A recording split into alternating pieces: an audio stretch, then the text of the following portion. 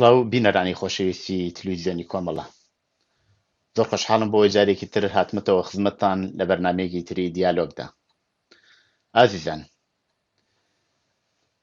بڕیاری سەرۆکوەزیرانی عێراق بۆ بەڕێوەچوونی هەڵبژاردننی پێشوەخت هاتە ئاراوە. وەزیەتی سیاسی و ئابووری و کۆمەڵایەتی عێراق و هەروەها چۆنیەتی ئەم هەڵبژاردنە پەیوەندی نوێنەری بەشەکانی جۆراوجۆری عێراق و هەروەها کوردستان، ئەمە چەند پرسیارێکی تر ئاراستەی بەڕێز کاک عەلی مەولود ئەکەین وەکو کادری یەکێتی کۆمونیستەکانی عێراق لە بەرنامەی دیالۆگدا. کاک عەلی گیان بەخێر بی بۆ بەرنامەی دیالۆگ. زۆر سوپاس، ئێوەش دەستان خۆش بێ. سڵاو و خۆشەویستی و ڕێزم هەیە بۆ بینەرانی ئێوە. کاک عەلی، مەسەلەی هەڵبژاردننی پێشوەخت ئەو جۆرە کە باسە کرێ هەڵبژاردننی پێشوەخت قەت لە عێراقا ڕووی نەداوە، ئەمە یەکەم جارە و بەپێی یاسا ئەوە سەرۆکۆمارە کە بڕیاری هەڵبژاردننی پێشوەختەدا. ناچینە سەر ئەوە جارێ، پێم خۆشە لە بیدایەتەوە تۆزێک باسی وەزیەتی ئێستەی عێراق بکەی، چ لەباری سیاسیەوە چ لەباری ئابووریەوە و چ و قەیرانانەوە عێراق تێدایە. ئایا ئێستەی شەر قەیران لە عێراقا بەردەوامە یاکو وەزیەت بەرەو باشتر چووە؟ لە ڕاستیا دۆخی سیاسی و ئابووری عێراق ئێستا ڕەنگە بڵین لە هەموو کاتەکانی تر خراپترە. لە ڕووی سیاسیەوە دابەشبوونیەکی سیاسی زۆر فراوان و مەترسیدار هەیە. هێزە سیاسیەکان لە ساحەی سیاسی عێراقا هەمویان خەریکی دەستشکانەوەی یەکترن، هەریەکەیان لینکی بە شوێنێک و بە وڵاتێکەوەیە، هەریەکەیان ئەجندایەکی تایبەتی هەیە و لە ڕاستیا ئەوە میلیشیاکان و حیزبە سیاسیەکانن کە سیناریۆ سیاسیەکانی ناو کۆمەلگای عێراق بەڕێوە دەبن. دەوڵەت تا ئێستا دەتوانین بڵین لە دوای شکستی دەوڵەتی بەعسەوە دەوڵەتێک لە عێراق دروست نەبووتەوە، ئەوەی کە هەبوو دەسەڵاتێک بۆ کە ئەویش لە سایەی حاکمیەت و دەستێوەردان و هەژمونی حیزبە سیاسیەکان و وڵاتانی ناوچەکە بوون و دیارە لە ناویاندا ئەمریکا و وڵاتانی ڕۆژئاواش. بەرحاڵ سەری زۆر هێزی سیاسی ناوچەی و نێودەوڵەتی هاتوۆتە ناو کۆمەلگای عێراق و بە ئارەزوی خۆی تەراتێن و یاری لە کۆمەلگای عێراق دەکەن بە جۆرێک کە دۆخێکی سیاسی مەترسیداری ئێستا بۆ پێکهێناوە، نەکەر نەخوازراو. ئەگەر لە ساڵانی پێشوو بە جۆرێک دەکرا بڵێن دۆخێکی نەخوازراوە هەیە، دۆخێکە قابلی ئەوەی هەیە کە بە هەر جۆرێک بێ مەسەلەن سەقامێک بەخۆیەوە بگرێ، ئاڵوگۆڕێکی لانی کەم بەرەو باشتر یا بەرەو خراپتر نەڕوا. بەڵام ئێستا دۆخی سیاسی عێراق بە شوێنێک گەیشتووە کە لە هەر جۆرە جوڵانەوەی تێدا دەکرێت کە دیارە لە پەیوەند بە هێزە سیاسیە دەخیلەکانەوە، چ لە هێزە دەرێکیەکان و چ لە هێزە ناوچەیەکان و چ لە هێزە ناوخۆیە سیاسی بۆژوازیەکان، هەر بە هەر جۆرێک جموجوڵێکی سیاسی دەکەن بەداخەوە کە دۆخەکە بەراو خراپتر دەڕوا و مەترسیەکان زیاتر دەبن لە سەرژیانی خەڵک و لەسەر چارەنووسی و لەسەر داهاتووی کۆمەلگای عێراق. کە دیارە لەباری ئابووریشەوە کە ئێمە هەموو دەبینین کە کۆمەلگای عێراق دەرگیری ئەزمەیەکی ئابووری قوڵ بووە، ئەزمەیەکی دارایی و مالی قوڵی هەیە. گەندەڵی بە جۆرێک چۆتە ناو جونگە ئەساسیەکانی ئەم کۆمەلگایەوە کە لە هەر لایەکەوە دەبینی کە سەرمایەدارێک یا خاوەن سەرمایەکی گەورە هەڵە تۆقێ، بەڵام لەولاوە دەوڵەت دەستی خاڵیە، لەولاوە دەسەڵات یا مەسەلەوەی کە پێ دەڵێن حکوومەت هیچی لەبەر دەستانیە، ئەزمەی هەیە، کورتێنانی هەیە لە بودجەدا و بەردەوام چاوی لە قەرزی ئەملاولایە، چاوی لەوەیە کە باج و خەراز لەسەر خەڵک زیاد بکات، لەسەر حسابی ژیانی خەڵک قەرەبووی ئەو کورتێنانانەی بکاتەوە. دیارە لەباری زۆر لایانی تریشەوە، لەباری نەسیجی کۆمەڵایەتیەوە، لەباری لە ڕووی بێکاریەوە، لە ڕووی هەژاریەوە، لە ڕووی مەسحەتە، لە ڕووی تەندروستیەوە کۆمەلگای عێراق دەرگیری ئەزمەیەکی قوڵ بووە کە بەڕاستی ئاسان نییە بەتایبەت بەم دۆخی ئێستایەوە بەو ئیستعدادە لە بەشداری هێزە سیاسیەکان و لە چاوچنۆکی و چاوبرسێتی هێزە سیاسیەکان قابلەتی ئەوە نییە کە شتێکی وا لە دەست ڕسانێکە ئیمکانی ئەوە هەبێکە کۆمەلگای عێراق بەرەو باشتر بۆڕە بەداخەوە کۆمەلگای عێراق لە دۆخێکی زۆر خراپدایە هێشتا کۆمەلگای عێراق مەدانێکی سەرەکی ململانەی هێزە نێو دەوڵەتی و ناوخۆی و ئەقلیمیەکانە و دەستشکانەوەیەکی زۆر هەیە و ئەوەی ئێمە لەم دوایانە کە حتمما ڕێک بە جێگای پرسیاری ئێوەش پاشەخشەیەکی گەورە لە جێگا و مەکانەتی ئەمریکا دەبینین لە عێراقداوە بە پێچوانی ئەوەکە دواتر ڕەنگە وردەکاریەکانی زیاتر باسکەین ئێران دەستی ئاوەڵاتر بووە وەکو هەندێک چاودێری سیاسی دەڵێن ئەگەر دابشکاریەکە بێ سێ لەسەر چواری دەسەڵاتەکان و دەستێوەردانەکان لەلایەن ئێرانەوەی ڕەنگە چارەکێکی لەلایەن هێزەکانی ترەوەیە لەلایەن ئەمریکاەوە بێت کە ئەمە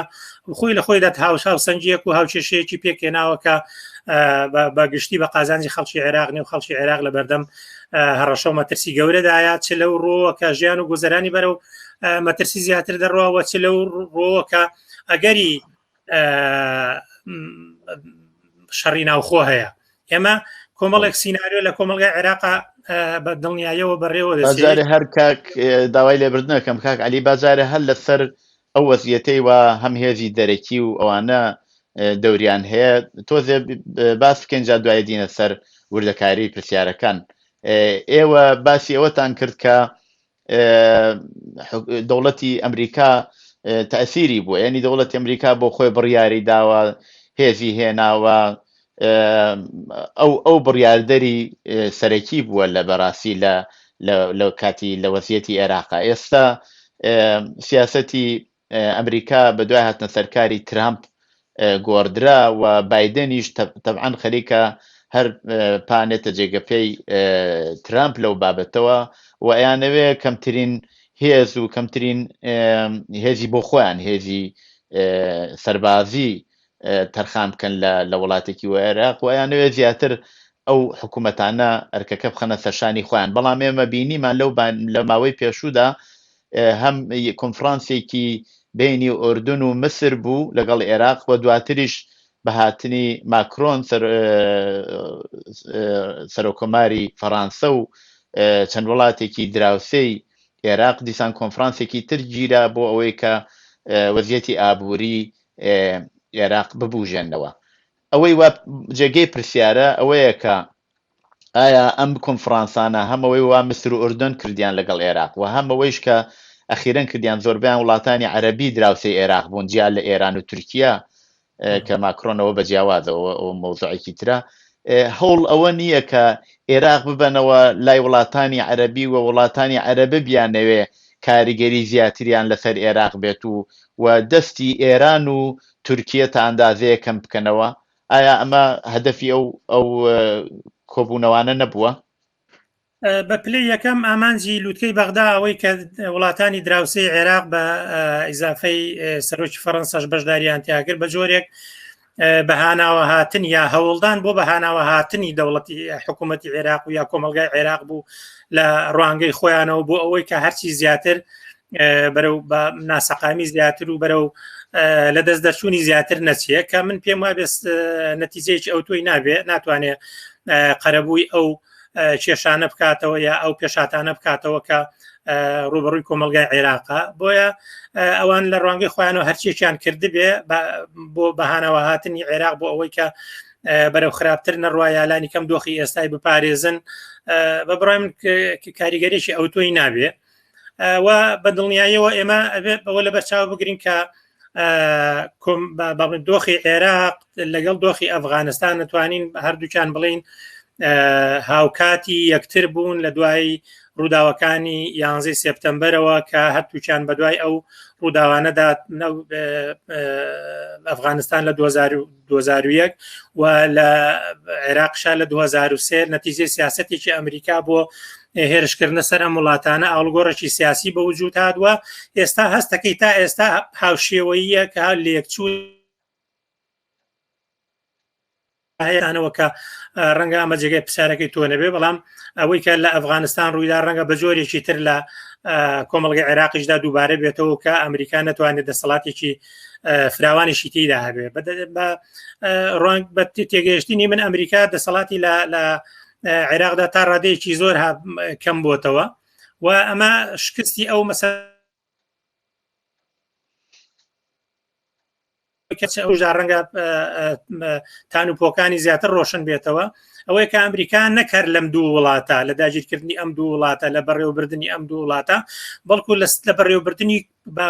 کۆمەلگای نوێی جیهان کە کاتی خۆی بە نەزمی نوێی جیهان ناسە لە دوای شکستی بلوچی ڕۆژهەڵاتەوە لەو بە کولی شکستی خواردووە یان توانایەکانی جیهاندا لە بەڕێوەبردننی سەرمایه‌داری لە جیهانی نوێدا بە تەواوی هاتوۆتە خوارەوە و توانای کۆمەڵی ڕکابەری بۆ دروست بووە لەسەر ئاستی جیهان و تەنانەت لە ناخۆشیدا مشکلاتێکی بۆ پێشهاتوە لە وڵاتانە کە ڕاستەوخۆ داگیری کردو مشکلاتی بۆ پێشهاتووە کە بە ئاسانی ناتوانێت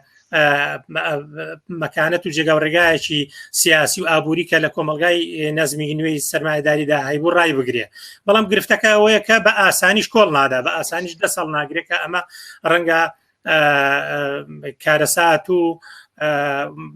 حاڵەتی مەسەلەن ناخۆشی لێ بکەوێتەوە بە تایبەتی ئەمە کە شاهیدی ئەوەین کە ئەمریکا بە بەردەوامی کورتی نەهێناوە لە داڕشتنی نەخشەی جەهەنەمی بۆ خراپکردنی بە بارودۆخی کۆمەلگا و بۆ فشاردانانی فراوان لەسەر کۆمەلگاکان و لەسەر مرۆڤایەتی بەگشتی. بۆیە ڕاستیەکەی لە عێراقیشدا و لە عالەمیشدا دیسانەوە پێشبینیەوە دەکرێت کە ئەمریکا ڕاستە توانەکانی هاتوۆتە خوارەوە، بەڵام ڕەنگە وەکو دڕندەیەکی بریندار ڕەنگە پەرچەکردارێکی هەبێت کە دیسانەوە کۆمەلگایانە بەرەو هەلاکەت و بەرەو مشکلی زیاتر. پرسیارەکە ئەوەیە ئایا ئەم ئەرکە خاتە سەرشانی وڵاتانی دراوسەی عێراق؟ تەبعەن ئەمریکا پێی خۆش نییە ئێران زۆر لە مەسەلەی عێراقا دەستێ وەردات بۆ کێشەیان هەیە هەم بەهۆی مەسەلەی ئەتۆمی و مەسەلەی بەرجام و شتانەکە لە ئارادا بوو. ئایا ئەوێ ئەو ئەرکەوە بۆ خۆی لە سەرشانی بوو بیخاتە سەرشانی وڵاتانی دراوسێ وەکو مسر و ئوردون و سعودیە و وڵاتانەی دراوسێ کە لەباری پارەیشەوە بە تایبەت سعودیە و کوێت ئەتوانن یارمەتی عێراق بدەن تا ئەندازەیەکی شەوێ دەستی تورکیە و ئێران کۆتا بکاتەوە. ئایا ئەوە هەدەفی ئەمریکایە؟ ئەگەر هەدەفێکی لەو بابەتەشەیە بێ کە من زۆر وا نایبینم، بەڵام لە دەرەوەی توانا و ئیرادەی خۆی و لە دەرەوەی ئیرادەی ئێمەش تەدەخلی ئێران لە عێراقا زیادی کردو، دەسەڵاتی زیادی کردو، زیاتر دەستکراوە بووە و لە داهاتوودا دەستێوەردانی زیاتر دەکا و لە داهاتوودا نەخشی زیاتری دەبێت. یەکێ لەو مەسەلانەی کە بە نەزەر دەگا لە عێراقدا ئەوەیە کە چۆن پاکستان ڕۆڵێکی هاوکاری بینی بۆ تالیبان کە جارێشکە دەسەڵات بگرێتەوە یا کە هەرچەندە ئەوەش ڕەنگە مەسەلەن بڕاوە نەبێ و بەرحاڵ کێشەی زۆریش بۆ تالیبان و بۆ ئەفغانستان دروست، بەڵام بەرحاڵەوە جێگای باسەکەمان نییە، بەڵام بە هەمان شێوەی کە لەوێ ڕوویدا و پاکستانەوە هاوکاری و پشتیوانی کرد، ئێرانیش پشتیوانی شیعەکان دەکا بۆ ئەوەی کە کۆمەلگای عێراق بە جۆرە لە جۆرەکان یەکلا بکەنەوە. عێراق ئێستا گەشتووەتە ئاستانەی پرۆسە سیاسیەکە، ئەو پرۆسە سیاسی کە لە 2023ەوە دەستی پێکرد بە بەس گەشتووە. ڕاستیەکەی ئەوەی کە بە تەوافقات تا ئێستا هێنایانە ئەم تەوافقاتە کۆتایی پێهاتووە، نە شیعەکان باوەڕیان پێیماوە، ئێران باوەڕی پێیماوە، نە زمینەیەکی واقعیشی ماوە ئەم تەوافقاتی کە لە بینی هێزە سیاسیەکانە هەیە. بۆیە هاوچێشە سیاسیەکان بە ئەگەری زۆرەوە ئەگۆڕێن. وایە چێ لەو سیناریویانەی کە شیعەکان بەدەستیانەوەی ئەوەیە کە دەوڵەتێکی ناوەندی لە بابەتی حیزبی بەعز بەڵام شیعی دروست بکەن. وەیەکێ لەو ئومێدانەی کە بە هەڵبژاردننی پێشوەخت و بە کازمیش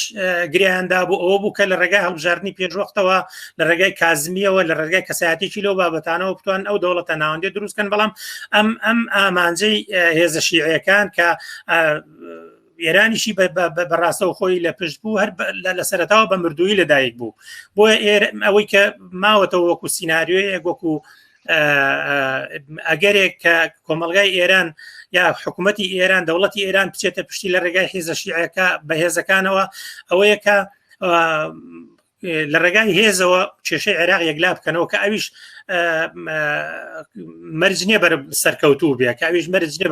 بە دڵی ئەوان بڕاتە پێشەوە بۆیە کۆمەلگای عێراق کۆمەلگایەکی کراوەیە بۆ ئەگەری زۆر و بۆ ململانەیەکی زۆری ناوخۆی و نێودەوڵەتی کە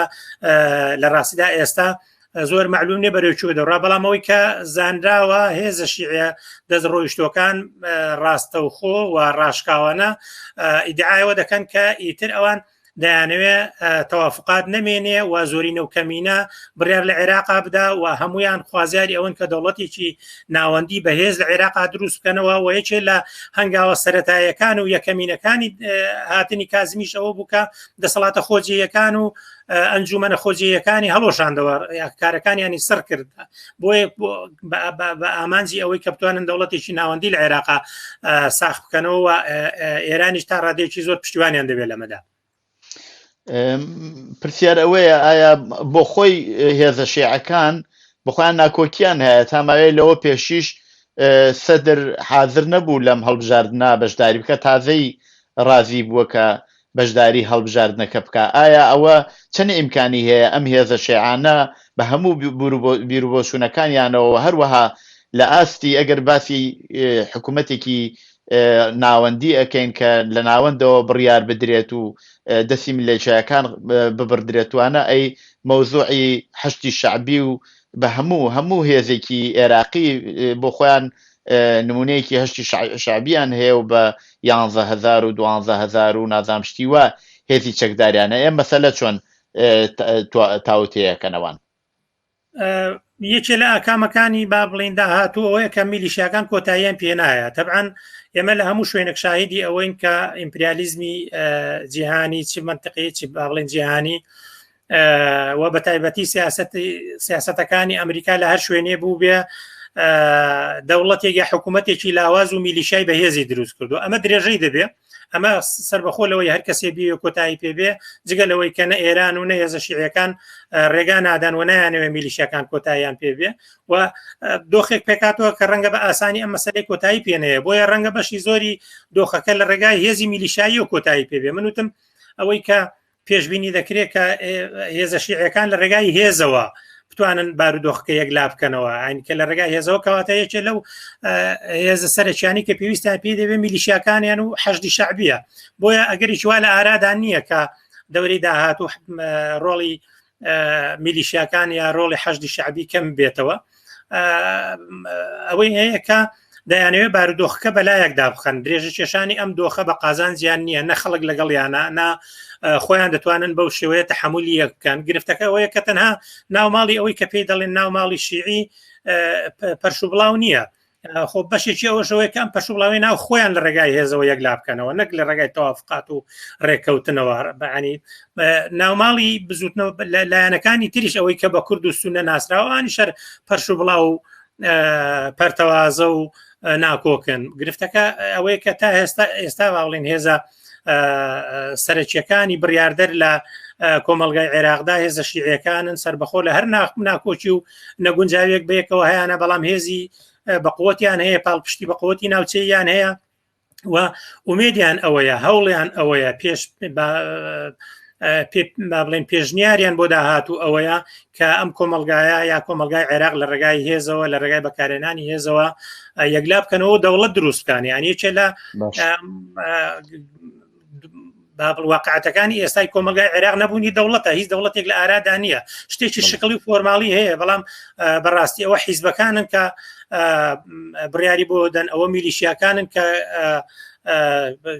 ڕێگادەن کارێک بڕاتە پێشەوە یان ڕێگری لێ بکەن و ئەوە مەرجع سیاسی و ئاینیەکانن کە بڕیاریان بەدەستە بۆیە ڕاستەکەی ئەوان دەیانوێت دەوڵەتێک دروستکەنەوە لە عێراقدا و هەوڵی سەرچیان ئەوەیە کە ئەم دەوڵەتە دەوڵەتێکی ناوەندی بێ و دەوڵەتێکی شیعە بێ چەند سەرکەوتوو دەبن بارحاڵەوە پەیوەندی بە هاوکێشەکان و پەیوەندی بە ئەگەرەکان و ڕوبەڕووبنەوەی هێزەکانەوە هەیە بەڵام بارحاڵ ئەوەی کە ئەمە سیناریۆ و ئەجندای ئەوانە کاک علی ئێمە باسی سەرەوەی هەموو ئەم قەزایامان کرد، ینی دەوڵەتی ئەمریکا، هێزە سیاسیەکان، دەستی دەرەکی یا ناوچەیی هەموو ئەوانەمان باس کرد، بەڵام جەماوەر لەم بینەدا جێگەوڕێگەیان چۆنە؟ ئێمە ئەوەندەی بۆ خۆشت ئاگداریت و لە هەموو هەواڵەکانی شەهاتووە پێش لە کۆڕۆنا جەماوەرێکی هزگار زۆر لە مەیدانی تەحریری بەغا کۆبوونەوە بە ینی بە شەو ڕۆژ لێوێ بوون و ناڕزایەتی خۆیان بەو شەرایەتەی وایەسە لە عێراقا لە ئارایە دەرەبڕی، دواتریش لە جنوبیش هەروە ئێمە ناڕزایەتی هزگار زۆرمانە بینی، حتانەوە ناڕزایەتیانە ڕوبەڕووی ئێران کە ئێوە ئاماژتان پێکرد تاسیری هەیە لەسەر وەزعیەتی سیاسی عێراق، زۆر جار بەرەڕووی ئێران ئەبووەوە کۆنسولخانەی عێراقیان ئێرانیانە سووتان و لەم بابەتانەوە وەزعیەتی جەماوەر چۆنە؟ 24 ملیۆن کەسانێک کە ئەتوانن ڕێی بدەن لەم هەڵبژاردنە باسکراوە و هەموو هەواڵەکانیش باسیەوە کە ڕادەی بەشداربوون لەم هەڵبژاردنە بۆ جۆرە کە بەراورد کراوە هێزگار کەمە، ینی هەوڵەدەن بۆ یەکیش تا ئەندازەیە هەر خەریکن ئەیخەنە دواوە و ڕۆژ بە ڕۆژ خەریکن ئەڵێنەوە جارێ کارتەکان ئامادە نەبووە ئالەوانە بۆ ئەوەی کە خەڵک زۆر هینی نییە، دڵی بەوە نییە کە بەشداری بکات لەم هەڵبژاردنە. وەزعیەتی جەماوەر و وەزعیەتی ئێستەی خەڵک لە چ ئاستێکایە؟ بەدڵنیاییەوە یەکێ لەو پێشاتانەی کە لە چەند مانگی داهاتوودایا لە دەوروبەری هەڵبژاردن یا دوای هەڵبژاردن دێتە پێشەوە ناڕزایەتی مەسەلەن سەر هەڵدانەوەی ناڕزایەتی خەڵکی عێراق دەبێت. خەڵکی عێراق تا ڕادەیەکی زۆر لەم دەسەڵاتە جیابووتەوە لە پرۆسی سیاسی ئەوەی کە بەڕابرایەتی ئەمریکا کراوە هێزە سیاسیە جۆرا و جۆرەکان لە کورد و شیعە و سوننا ئەکتەر بوون تایدا، خەڵک لەم پرۆسە سیاسیە بە تەواوی جیابووتەوە و ڕێگایەکی جیاوازی هەڵبژاردووە، هەرچەندە زۆر نەچۆتە پێشەوە، هەرچەندە گرفتی زۆری هەیە، ناڕۆشنی هەیە، بێڕابەرە، بێڕێکخراوە و هێشتا ئاسوویەکی فراوانی نییە، بەڵام خەڵکی عێراق چارەنووسی خۆی بە جۆرێک لە جۆرەکان لە چارەنووسی ئەم دەسەڵاتەوە ئەم پرۆسە سیاسیە جیا کردوێتەوە، بۆیە بە ئاگەرێکی زۆر لە دوای ئەم هەڵبژاردنە ناڕزایەتێکی فراوان لە کۆمەلگای عێراقا دێتە پێشەوە، بەڵام مەرج نییە ئەم ناڕزایەتیە بە شێوەی خۆپیشاندانەکانی تشرین یا خۆپیشاندانەکانی ئۆکتۆبەر بێ، ئەوەی کە بە شۆڕشی ئۆکتۆبەر بە ئینتیفازەی ئۆکتۆبەر ناسراوە، مەرج نییە بەو شێوە لە مەیدانەکانی تەحریر و لە مرکزی شارەکانە خەڵک کۆبێتەوە و چۆن مەسەلەن لە کوردستانە لە دوای 2011ەوە سربەخۆ لەوەی ناڕزایەتی فراوان لە ناو خەڵکدا پەرەیسەند، سربەخۆ لەوەی دۆخی خەڵک بەرەو خراپتر چوو، سربەخۆ لەوەی کە دەسەڵات خراپتر و فشاری زیاتری دانا لەسەر ژیانی خەڵک، بەڵام حەڤەی شوبات بە هیچ شێوەیەک دووبارە نەبووە، یعنی بۆیە لە عێراقیشدا ناڕزایەتیەکان دێنە پێشەوە، بەڵام لەوانەیە شێوەی تر بەخۆوە بگرن، لەوانەیە لە لۆکاڵدا لە محلدا ئەم ناڕزایەتیانە پەرەپسەنن و لە ڕاستیشدا یەکێ لە پێشمەرجەکانی بەرەو پێشچوونی ناڕزایەتی خەڵک بۆی بە ئاقارێکی باشدا بڕاتە پێشەوە ئەوەی کە لە محلدا لە شوێنی ژیان و کاری خەڵکدا ناڕزایەتیانە پەرە بگرن، ڕێک بخرێن، گەشە بکەن، ئەوەیەکێ لە پێشبینەکان، ئەوەیەکێ لە پێشاتەکانی داهاتوو دەبێت و بەدڵنیایەوە خەڵکی عێراق دەتوانم بڵێم بە ڕێژەیەکی زۆر هیچ ئومێدێکیان لەسەر هەڵبژاردن و لەسەر ئەم هەڵبژاردنە هەڵنەچنیوە، هەرچەندە ئەم هەڵبژاردننی پێشوەخت یەکێ لە داخوازیەکانی خەڵکی خۆپیشاندەر بوو، یەکێ لە داخوازیەکانی ئینتیفازەی تشرین بوو، بەڵام سەرچاوەی لە وەهمێکەوە هات کە پێیان وا بوو هەڵبژاردن ڕێگایەک دەکاتەوە بۆ بەشداری خەڵک، پێیان وا بۆ هەڵبژاردن ڕێگایەک دەکاتەوە بۆ ڕزگاربوون لە هێزە سەرکوتگەرەکان و میلیشیاکان، لە حیزبە سیاسیە گەندەڵ و فاسدەکان، بەڵام هەر لە چەند مانگی یەکەمی دوای بڕیاردانی هەڵبژاردننی پێشوەخت بۆ خەڵکی عێراق بە تەواوی ڕوون بووە کە ئەمە ڕێگایەک نییە بۆ ڕزگاربوونیان، ئەمە بە پێچەوانەوە بوو بە فریادڕەسێک، بوو بە ڕێگایەک بۆ سەرکوتی داخوازیەکانی خەڵک، بوو بە ڕێگایەک بۆ وەستاندن و پاشەکشەکردن بە داخوازیەکان و ناڕزایەتیەکانی خەڵک، بۆیە خەڵک هیچ شتێکی لەسەر ئەم هەڵبژاردن هەڵنەچنیوە، هەروەک هیچ داخوازیەک و راوە دانە ڕێژراوە سیاسەتەکانی نەچۆتە پێشەوە بە هەمان شێوەش خەڵک هیچی لەسەر بنیات نەناوە ئەوەی کە تۆوت پێم وابێ بە تەواوی ڕاستە پێشبینی دەکرێت کە خەڵکێکی زۆر کەم بەشداری لە هەڵبژاردندا بکە هەرچەندە بۆ خۆی ئەمەش ئەگەر نەبێ بە ئەکتێکی سیاسی نەبێ بە چالاکیەکی سیاسی ڕێکخرا و ڕەنگە دیسانەوە هێزە سیاسی دەسەڵاتدارەکان کەڵک لە نەچوونی خەڵک وەربگرن و بە جۆرێک لە جۆرەکان بە قازانجی خۆیان سوود لەو دۆخەوە بگرن بەڵام ئەوەی کە سابتە ئەوەی کە جێگیرە ئەوەیە کە خەڵکی عێراق ئومێدی بەم خۆپشاندانە نیە بەم هەڵبژاردنانە نییە و هەڵبژاردن خەریکە لە ئەجندای سیاسی و لە چاولێکردنی وەکو ڕێگایەک بۆ ڕزگاربوون ئەچێتە دەرەوە بە جۆرە لە جۆرەکان کۆتایی پێهاتەوە خەڵک هیچ پەیوانێ لەم ڕێگایەوە کە تەجربە ئیسپاتی کردووە ینی هەڵبژاردنەکانی پێشوو بەمەشیانەوە کە هەڵبژاردننی پێشوە خەت ناسراوە دۆخی ئەوەی کە هاتووە یعنی دۆخی کۆمەلگای عێراقی بەرەو خراپتر کردووە محاسسەی حیزبی زیاد کردووە گەندەڵەکانی سەرخستووە خراپترین هێزە سیاسەکان و خراپترین مرۆڤەکانی کۆمەلگای عێراقی سەرخست و کردوونی بە دەسەڵاتدار ئەمە خەڵک بە چای خۆی دەیبینێ بۆیە پێم وایە پرۆسەیەکی منفورە پرۆسەیەکی نەفرەت لێکراوە پرۆسەیەکی ڕەتکراوی لەلایەن خەڵکی عێراق بەڵام وەکو باسم کرد گرنگە ئەمە وەکو ئەکتێکی سیاسی و وەکو پرۆسەیەکی سیاسی لە دەرەوەی پرۆسی سیاسی مەوجود خەڵک چاوی لێ بکاوە سەر سندوقەکانی دەنگدان بەکراوەی بێڵ بە چۆڵی بێڵنەوە بەڵێ کاک عەلی ئێوە ئاماژەتان بەوە کرد کە هێزی جەماوەر ئێستەیشەوە ڕابەرێکی وای ڕێکخراوێکی وای نییە کە بتوانێ بەو خەڵکە بڵێ چی بکەن چی نەکەن هەتا لەم هەڵبژاردنانیشا ئێمە نابینین لە لایەنێکەوە بڕیارێک درابێ کە بە خەڵک بڵێ چی بکەن و چی نەکەن غەیرە زەوەی وە دەسەڵاتدارەکانن کە ئاڵێن بە شێوەیەکە چێتە پێشەوە لە لایەکی کەیشەوە بینین کە جەماوەر زۆر ناڕازین وەزیەتی خەڵک زۆر خراپە ژیانی خەڵک لە بەرەو خراپتریش ئەچێت وەزیەتی ئابووری وەزیەتی سیاسی ئازادیە سیاسیەکان و زۆر لەم بابەتەوە ئێستش لە باری ئەمنیشەوە ڕۆژ نییە کە دیسان لە ئەم شوێنی ئەو شوێنی عێراق تەقینەوەیەک نەبێت و خەڵکێکی هێزگار زۆر نەبنە قوربانی جێگە و ڕێگەی هێزی سیاسی غەیرە زەوانەی وا لە دەسەڵاتان لە چه ئاسێکایە ئەمە هەر لە ئارەزوەکانمانایە ئەڵێن کە لە دەوری داهاتووە خەڵک ئەبێ بە شێوەیەکی تر بێن ئاعتراز بکەن و یاکو ئەمە لە زەمینەوە ئێمە یا شتەیەکە کە بە عینی ئەیبینین و پێمان وایە ئەکرێ ئەم دۆخە بەو شێوە بچێتە پێشەوە چۆن نەتوانین ئەوە پیشبینی بکەین بەبێ ئەوەی کە هێزێکی سیاسی ئەو جۆرەی بۆ خۆشتان باسانکردن نییە چۆن ئەمە پیشبینیەکرێت لە ڕاستیا کۆمەلگای عێراق کۆمەلگایەکی زیندووە کۆمەلگایەکە کە لە چلەکانەوە لە سیەکانەوە لە چلەکانەوە ڕوتێک و بزوتنەوەیەکی پێشکەوتن خوازی ئەم کۆمەلگایە بەهێز بووە ڕۆڵی تیابینیوە و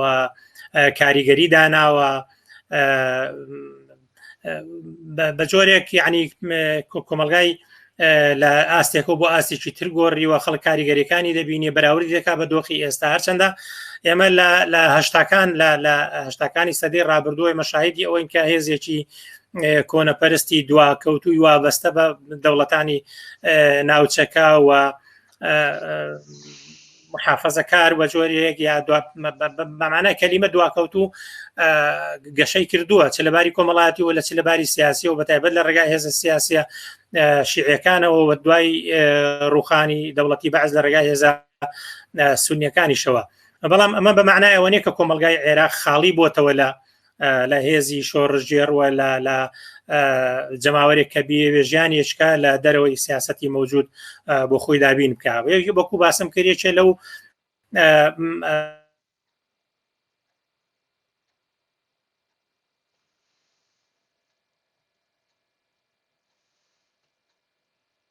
بەڵێ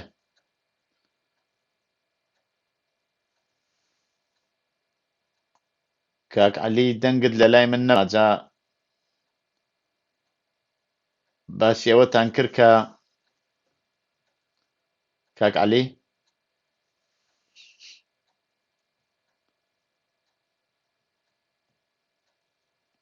بڵێ تا کاک عەلی دێتەوە پەیوەندیەکەمان وا دیارە پچڕاوە لەگەڵ کاک عەلی. کاک عەلی باسی وەزعیەتی سیاسی و ئابووری و تەسیراتی هێزی دەرەکی لە عێراق کرد لەو هەڵبژاردنە پێشوەختە کە لە ئارادایە و کە بەم زوانە لە مانگی دەیە قەولایە بەڕێوە بچێت. باسی ئەوەی کردو و لەسەرەوە تەوزیحیدام ئێمە هەوڵ دەین کاک عەلی بێنینەوە سەرخەت ئەگەر بتوانین وا دیارە کێشەی تەکنیکی هەیە. هەروەها کاک عەلی باسی ئەوەی کرد کە کاک عەلی گیان هاتیتەوە زۆر سپاس.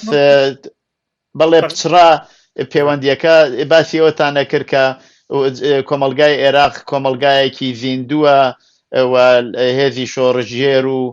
هێزی پێشڕەوتیە نەخش و دەوری بووە و خەڵکیش داخوازیەکانیان هەر لەو ئاسایە بێ زەحمەت فەرموو بەردەوام بە. بەڵێ ببوورەوە پچڕانی تێکەوت پێم وایە کۆمەلگای عێراق وەکو لە پرسیارەکەی پێشوش باسم کرد جۆرێک خۆی جیا کردوێتەوە لە هێزە سیاسیە دەسەڵاتدارەکان لەو سینارۆ سیاسیانە لەو پرۆسە سیاسی کە لە کۆمەلگای عێراق بەڕێوە دەچێت. ڕاستە هێشتا توانای پاڵپێوەنانی ئەمەی نییە کۆتایی هێنانی ئەمەی نییە هێشتا لەو توانایە بەهرەمەند نییە هێشتا فشاری ئەو هێزە سیاسیانە لەسەر کۆمەلگای عێراق چ لە ڕووی ئابووری چ لە ڕووی سیاسی و چ لە ڕووی هێزی چەکدار و ئەمنیەوە فشارێکی سنگینە فشارێکی گەورەیە کە ڕەنگە بەبێ هێزێکی سیاسی ڕێکخرا و بە ئاسایی نەتوانێت. بەڵام ئەوەی کە پێشبینی دەکرێت ئەوەیە کە لە بارودۆخی داهاتوو یا لە ئایندەیەکی نزیکدا لە نەتیجەی پێکدا کێشانی هێزە سیاسیەکان لەوانەیە بۆشایەکی سیاسی دروست بێت کە ئەمە فرسەت بۆ خەڵکی عێراق بۆ هێزە سیاسی شۆڕژێڕەکان بکاتەوە بۆی کە بە توانایەکی زیاتر و بە ئیمکاناتێکی زیاتر و بە ئاسۆیەکی ڕوونترەوە بێنە مەیدان و ململانەی خۆیان لەگەڵ هێزە سیاسی دەسەڵاتدارەکان بەرنە پێشەوە. من پێشبینی دەکەم کە دەورەی داهاتوو هەرچەندە لە سەر دەستی هێزە سیاسە دەخیلەکان هیچ چاوەڕوانیەکی باش ناکرێ و بە دڵنیایە چاوەڕوانی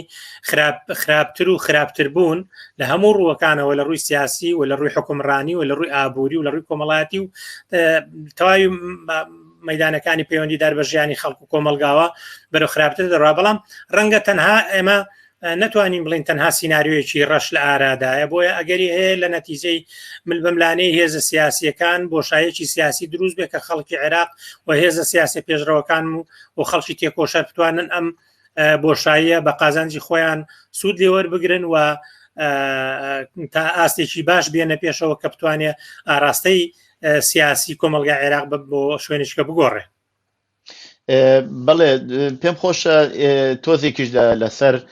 هەرێمی کوردستان قسە بکەین. لە کاتی پێکاتنی لە دوای ڕووخانی حکوومەتی باسەوە هێزی کورد لە عێراق یەکێک لە هێزە سەرەکیەکان بووە لە ساحەی سیاسیە و بۆ خۆشی توانیوێتی هەرێمێک دەستەبەر بکات و سەرڕای هەموو قەیرانەکان کە لە عێراق بووەوە تاسیریشی لەسەر کوردستان داناوە. بەڵام ئەم هەرێمە لە چاو زۆربەی شوێنەکانی تری عێراق تا ئەندازەیە ئارامی و ئاسایشی بەخۆی بینیوە. تەبعەن ناتوانین بڵێ زۆر ئیدئال بووە و هەموو شتێکی زۆر باش بووە بەڵام لە چاو شوێنەکانی تر تا ئەندازەیە ئارام و ئاسایشی بەخۆی بینیوە. بەڵام لە چەند ساڵی ڕابردووە ئێمە بینین ئەم وەزعیەتە بەرەو خراپی و خراپتر ئەچێت. هێزی دەرەکی زۆر دەخاڵەتی تیاکەن ئەوە ئەمریکا ئەوە تورکیا دەچێتە پێنجێن بردمانەکە بەبێ ئەوەی دەوڵەتی عێراق هیچ شتێک بڵێەوە هەتا هەرێمی کوردستانیش بۆ خۆی هیچ لەو بابەتەوە بڕیارێک نادایە شتێک ناڵێت. ئەبینین یا ئێران زۆر جار هەروە دەخاڵەتی کردووە. پێم خۆشە بزانم وەزیەتی ئێستەی سیاسی هەرێمی کوردستان چۆنە؟ ئایا هەرێمی کوردستان جاران وەکو بۆ خۆی بەشی کوردی لە ئەنجومەنی لە ئەنجومەنی نوێنەرانی عێراقا بەشدار بوو، ئایا بخوان دەتوانن جارە یەکدەست بەشدار ببن و بتوانن تەئسیریان ببێت و بتوانن وەزیەتەکە بەرەو باشتر ببن لە کوردستان. وەزیەتی کوردستانیش پێم خۆشە لەو بابەتەوە قسەباتێکمان ببێ بە کورتی. زۆر سپاس. یەکێ لەوەی کە پێشبینی دەکرێت و ئەگەری ڕوودانی هەیە لە ئاڵوگۆڕەکانی داهاتووی عێراقا ئەوەیە کە پێگە و جێگە و شوێنی هەرێمی کوردستان لە ڕووی فەرمیەوە لەسەر ئاستی عێراق دێتە خوارەوە، لاواز دەبێ و دەسەڵاتدارانی هەرێمیش بۆ قەرەبووی ئەم لاوازیە ئامادەیی زیاتریان هەیە بۆ خۆڕادەستکردنیان بە هێزە ناوچەیەکان و بە هێزە دەرێکیەکان و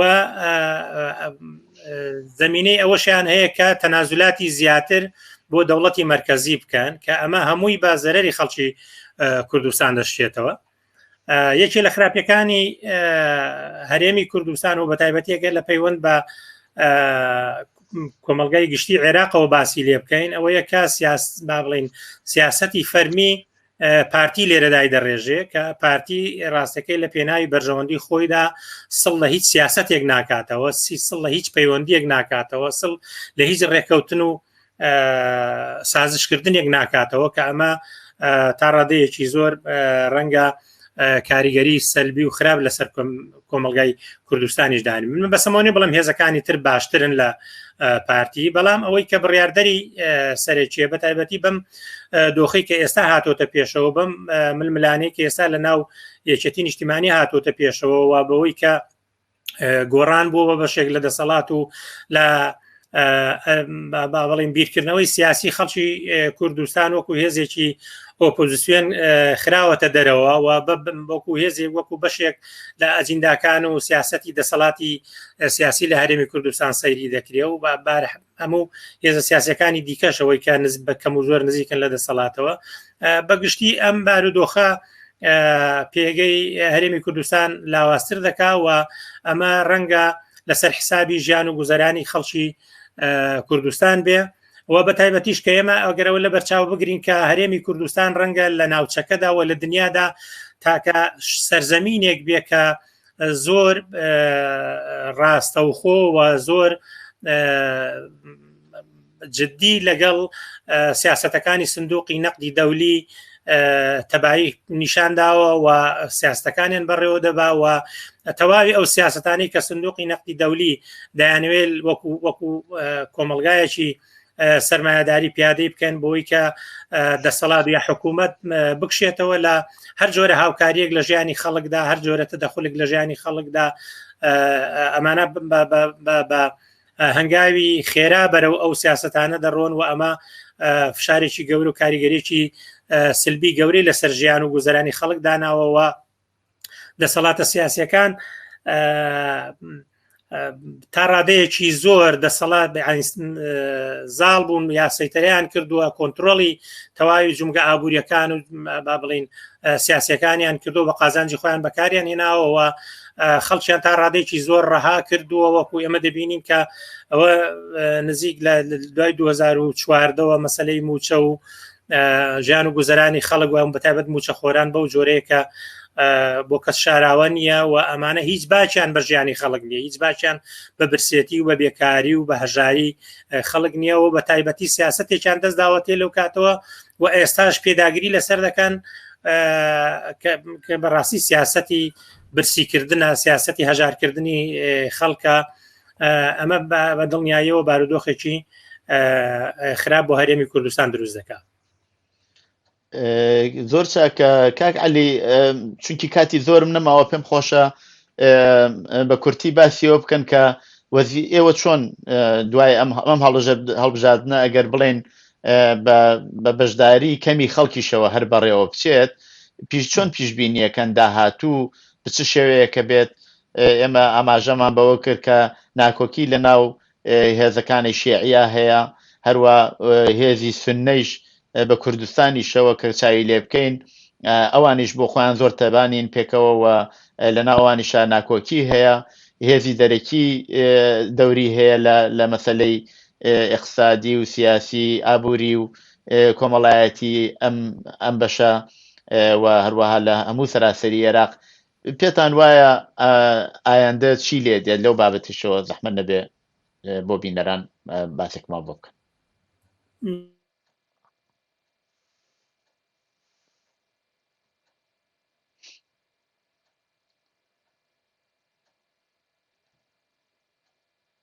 کاک عەلی وا دیارە دیسان پچڕاوە پەیوەندیەکەمان. کاک عەلی باسی ئەوەی کرد کە وەزیەتی کوردستانی باس کرد کە وەزیەتی کوردستان باشتر نییە لە سەروەزیەتی سەراسەری و بۆ جۆرەوە ئەوان ئاماژەیان پێکرد کە ئەم جارە کوردستان نوێنەرانی کوردستان بە شێوەیەکی زۆر زەعیفتر بەشداریەکەن. وەزانم کاک عەلی پەیوەندیەکەمان هاتەوە. کاک عەلی ئەگەر هەیت کاک عەلی نەخێر نییە جارێ هەروە باسی ئەوەیان کرد کە لەوێ زەعیفترە بن و ئەوە تەئسیر دایانێتە سەرەوەی کە بژیوی خەڵک و موچەی خەڵک بەرەو خراپتر بچێت و ژیانی خەڵک بۆ جۆرەی وا هەیە بەرەو خراپتر بچێت. هەوڵە دەین ئەگەر بکرێ پەیوەندی لەگەڵ کاک عەلی بەرقەرار بکەینەوە. کاک عەلی ئەگەر لەسەر خەت بێت بۆ دوایین پرسیار. کاک عەلی جان ئەگەر هەیت زەحمەت نەبێ ماتڵین جوابی پرسیاری ئەخیرین. ئەگەریش نەبێت زۆربەی باسەکان وترا لە بابەت وەزیەتی ئابووری و سیاسی و کۆمەڵایەتی عێراقەوە. عێراق لە وەزیەتێکی قەیرانێکی زۆر قوڵ بەسەر ئەبات و هەرم هەڵبژاردننی پێشوەختە هەوڵێکی ئەوەیە کە بتوانێت ئەم قەیرانە تا ئەندازەیەک کەم بکاتەوە و چارەسەری بکات. ئایا ئەوە توانێت بیکا لە قسە و باسەکە ئەو جۆرە کە کاک عەلی ئاماژەی پێکرد. کاک عەلی کادری یەکێتی کۆمونیستەکانی عێراقە. باسی ئەوە کە ناتوانێت هیچ کۆمەکێ بکە و ئەتوانێت وەزعەکە بۆ شێوە ئەمێنێتەوە. بەڵام هەوڵ ئەوەیە کە لە ئاستی ناوەندی حکوومەتێکی ناوەندیدا بمەرزێت و حکوومەتە ناوەندیە بتوانێت شەرایەتی کاک عەلی وا دیارە هاتەوە. کاک عەلی جان دیسان پچراوە و زۆر سپاس بۆ بەشداریتان. فەرموو لەسەر داهاتوو ئەگەر کرا هەن لە خزمەتە. من سوپاسان دەکەم داوای بەخشینم هەیە کە ئەوە دووجار خەتەکە بەو زۆرەی کێشە نییە. هیوادارم مشکلەیەکی بۆ ئەوە پێشنەیە نابێ. بەڵام من پێم خۆشە ئەگەر کاتێک ما بێ باسی مەسەلەی هەڵبژاردن کەم ئێمە وەکو بەکەینی خەڵک لە عێراق بایکۆتی هەڵبژاردنیان کردو نەکار ئەم هەڵبژاردنە بە بڕای من خەڵک بە جۆرێک جیابۆتەوە لە هەڵەم پرۆسی هەڵبژاردنە. من بە هەموو با بڵێن بە هەر نرخێک و بە هەر معنایەک مەسەلەی هەڵبژاردن ڕاتکراوە نییە. دەکرێت هەڵبژاردن لە کاتێکی دیاریکراودا لە شوێنێکی دیاریکراودا سوودی هەبێەوە خەڵک بتوانێت کەڵکی لێ وەربگرێ بە جۆرێک ئەگەر جوزئیش بێ ئەگەر کەمێکیش بێ مەسەل لە بار و گوزەرانی بەرەو باشی بڕوات. بەڵام گرفتەکە ئەوەیە من دەمەوێت لەسەر دوو ئاستەوە باسی کەم. یەکەمەوەی کە لە کۆمەلگای عێراقدا سەرتاپا مەسەلەی پرۆسەی هەڵبژاردن و ئینتیخابات یا مەسەلەن دیموکراسی پەرلەمانی بە تەواوی هەر لە سەرەتاوە بە مردووی لەدایک بووە. یعنی لە یەکەم لەحزەیەوە بە کوردستانیشەوە کە لە 92 دەستی پێکردووە هیچ با بڵین پرۆسەیەکی واقعی نەبووە جگە لە شانەوەگەری شتێکی کە نەبووە. بۆیە مەسەلەیەکی گرنگە ئەگەر خەڵک لەم پرۆسە سیاسی خۆی جیاکاتەوە کە بە بڕای من ئەم خۆجیاکردنەوەی دەستی پێکردووە چ لەسەر ئاستی کوردستان و چ لەسەر ئاستی عێراق و مەسەلەی هەڵبژاردن بە بڕای من لە ئەسەر ئاستی دنیاش پاشەکشەی کردووە. ئێمە لە وڵاتان ئەوەی کە پێ دەڵن لانکەی دیموکراسی ئەوەی کە خۆیان بە خاوەن و بە باوکی پرۆسەی دیموکراسی پەرلەمانی دەزانن یا هەڵبژاردن یەکێ لە پرۆسە سیاسیەکان و دیارە گەورەکانیانە بۆ کۆمەلگا و بۆ باشکردنی کۆمەلگا لە وڵاتانە ئێمە شاهیدی ئەوەین کە باسی دەستێوەردان دەکەن. بۆ نمونە مەسەن لە هەڵبژاردننی ترامپدا لە ئەمریکا باس لەوە دەکرا کە رووسیا دەستێوەردانی لە نەتیجێ لە ئاکامی هەڵبژاردنەکان کردووە ترامپ بەهۆی ئەوە دەرچووە جا ئەم گلەی و گازندەیە لە هەموو شوێنێکی دنیا هەیە لە عمقی وڵاتە دیموکراتیەکانە لە هیچ هەڵبژاردنێکە ئێمە شاهیدی هیچ هەڵبژاردنێک لە شوێنێکی دنیا نین کە ئەم جۆرە ئیدعاە نەبێت کە دەستێوەردان هەیە بۆیە بە بڕای من پر مەسلەی هەڵبژاردن و دیموکراسی پەرلەمانی و ئەم هەڵبژاردن لەسەر ئاستی عالم لەسەر ئاستی جیهان پاشەکشەی کردووە و پاشەکشەیەکی زۆر گەورەشی کردووە کە ڕەنگە لە ڕوانگە و تێڕوانینی خەڵکیش ئاڵوگۆڕی گەورە بەدیبێنە بەڵام بە تایبەتی لە وڵاتانە و بە تایبەتی ئێمە کە ئێستا باسی عێراق و هەرێمی کوردستان دەکەین وەکوتم هەر لە سەرەتاوە بە مردووی لەدایک بوو و ناتوانێت هیچ ئومێدێک و ناتوانێت هیچ ڕێگایەک بۆ خەڵکی بۆ بەشداری خەڵک لە پرۆسی سیاسی بکاتەوە و ڕێگایەکە بە تەواوی توانین بڵین پێشکەشکردنی شانۆگەریەکە کە بە هەر ڕوانگەیەکەوە لە هەر ڕوانگەیەکەوە تی بڕوانین کە بە قازان بە زەرری خەڵک کۆتایی پێدێ هەر هێزێکی سیاسی ئیمکانێتی هەبێ دەتوانێت نەتیجەی هەڵبژاردن بگۆڕێ هێزی هەبێ دەتوانێت بیگۆڕێ پشتیوانی هەبێ دەتوانێت بیگۆڕێ ینی نەتیجەی هەڵبژاردنەکان ئاکامی هەڵبژاردنەکان بە هیچ شێوەیەک پارێزراو نییە حتا جگەلەوەی کە بەبێ گومان بەبێ گزی و بەبێ تەزویر ناڕاتە پێشەوە هەموو هێزەکان باسی ئەمە دەکەن و هەموو هێزەکان ئەمە دەسەلمێنن بەڵام لەگەڵ ئەوەشدا ئەگەر بە باشترین شێوەش بڕاتە پێشەوە دیسان ئاکامەکانی نەتیجەکانی پارێزراو نییە بۆیە خەڵکی کوردستان و خەڵکی عێراق بە گشتی یەکێ لە هەنگاوە سیاسیە گرنگەکانیان ئەوەیە کە خۆیان لەم پرۆسە سیاسی جیا بکەنەوە و پرۆسەیەکی سیاسی دیکە دەست پێ بکە کە ژیان خواز بێ کە لەسەر پشتی بەهێزی خۆی بەست بێ پشتی بەهێزی دەرەکی نەبەست بێ بە بڕای من کەمەش مەسەلەیەکی گرنگە یعنی هەر لەم پەیوەندەوە پێم خۆشە باسی ئەوە بکەم کە مەسەلەی دەرچوونی هێزەکانی ئەمریکا کە ئەویش یەکێ لە پرسە سیاسیەکانەکە ڕەنگە لای هەندێک لە هێزەکان نیگەرانی دروست کردی بێ بەڵام بە بڕای من لای خەڵکی عێراق بە کوردستانی شەوە دەبێ جگەی خۆشحاڵی بێ ئەم خەڵکی عێراق هیچ خێرێکی لە داگیرکاری و لە هێزە دەرەچەکان نەبینیەوە هیچ خێرێکی لە دەستێوەردانی ئەمریکا و هێزە ئەقلیمیەکان نەبینیەوە بۆیە بە بڕای ئێمە لەپاڵ ئەوەی کە خەڵکی کورد خەڵک دەبێ بایکۆتی ئەم وەکو ئەکتێک بەڵێ دیسان پچراوە بەڵام قسەکەت گەیی کاک عەلی و دیارە پەیوەندیەکەمان دیسان پچراوە قسەکانت گەیی و زۆر سپاس بۆ بەشداریت لەو بەرنامەیەدا هیوادارم بیتەوە بۆ ئەوەی کە ئاخرین وتەکانت باس بکەیت ئەگەریش نەهاتیتەوە کە بەداخەوە ئەوە بەڵێ کاک عەلی ئەوە هاتیتەوە دیسانەوە زۆر سپاس قسەکانت گەیی زۆر مەمنون بۆ بەشداری لەو بەرنامەیەدا زۆر کاتم نەماوە هیوادارم توان بە دەرفەتێکی ترە لەسەر مەوزوعێکی تر کە تا ئەندازێ لە حاشیەی قسەکانیشمانەوە بوو پێکەوە قسە بکەین و زۆر سپاس بۆ باسی ئەو ڕۆمان کە زیاتر سەبارەت بە هەڵبژاردننی پێشوەخت بوو لە عێراق من زۆر سپاس بۆ ئێوە من داوای بەخشینم هەیە لە جۆگرەکانتان و بینەرانی بەڕێزی تەلەڤیزیۆنی کۆمەڵاکە بەداخەوە بەهۆی خەتەکەەوە هەندی حاڵەت پێشات